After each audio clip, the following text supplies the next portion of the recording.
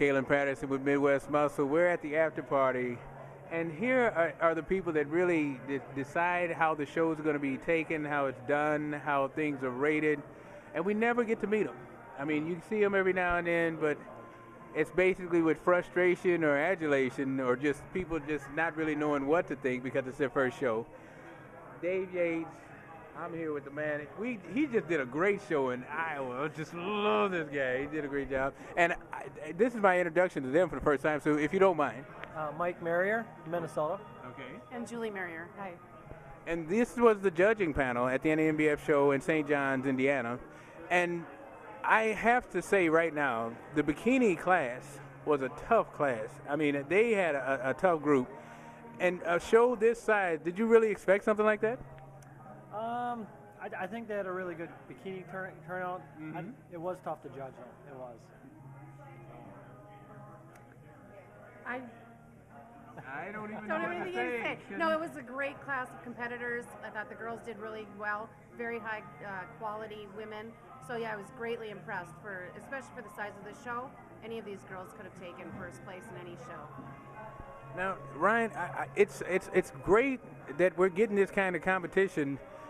Doing judging like you've been doing, having shows like this, and the competition coming in looking this well. How does that make you feel, as a judge, judging for so many years?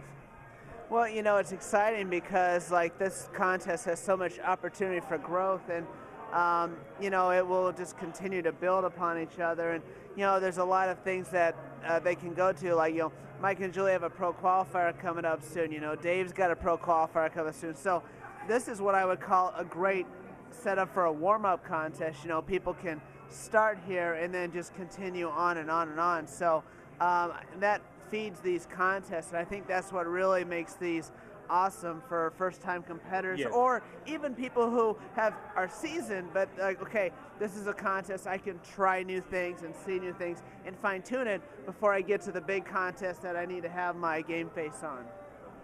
Now, last but not least, Dave, Mr. Yates.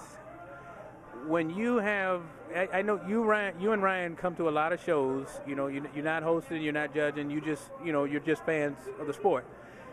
Seeing this kind of competition at this level, and I notice you're always saying, even if you're not judging, you're still putting your input. Ryan does the same. When you got competition looking like this, and a 50-year-old stepping on stage the way he did, I mean, it's got to make you feel good. That was awesome. Guy said he hadn't been on stage for, 30 years? Yes. And the reason he didn't was a surprise, yeah. He made a comment in his when he was being introduced on stage that he stepped back because of the direction bodybuilding was going at that time when he was competing, and now that he feels that, which we all agree, that it's finally gotten the credentials of being legitimately natural. We know that everybody's 100% naturally tested, drug tested, Mm-hmm. and it's taken that long for him to build up that confidence to get back on stage. That says a lot for direction that the natural bodybuilding federations are going. Now, since you have a show coming up pretty soon in our hometown, and the number of years, I always just have to smile when you say it, because now you're basically the legal age. We're celebrating 20 years this year. It doesn't feel like it. I mean, Mm-hmm. I still got the passion for it. I still get nervous like a competitor, and I guess that's what keeps you driven. That keeps you, continuing to do it. And that's if I'm not competing, if I can at least still promote and be a part of what everybody else is doing, then I'm fine with that. Now, we just touched on that. The 50-year-old and a 40-year-old stepping on stage the way they were looking today. I mean, that's got to be so motivating, knowing that, people are being drawn back at the ages that they're coming and looking the shape. It basically dispels all myths saying, it's too late to start or, some kind of hang up, because these guys are stepping on stage. They could compete in the open.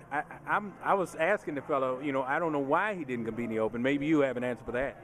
I was wondering that myself, because I think either one of those guys in the 40s and 50s would have had a real shot at winning the whole show. Yeah. So that was a question that I had legitimately. They had a shot, ultimately.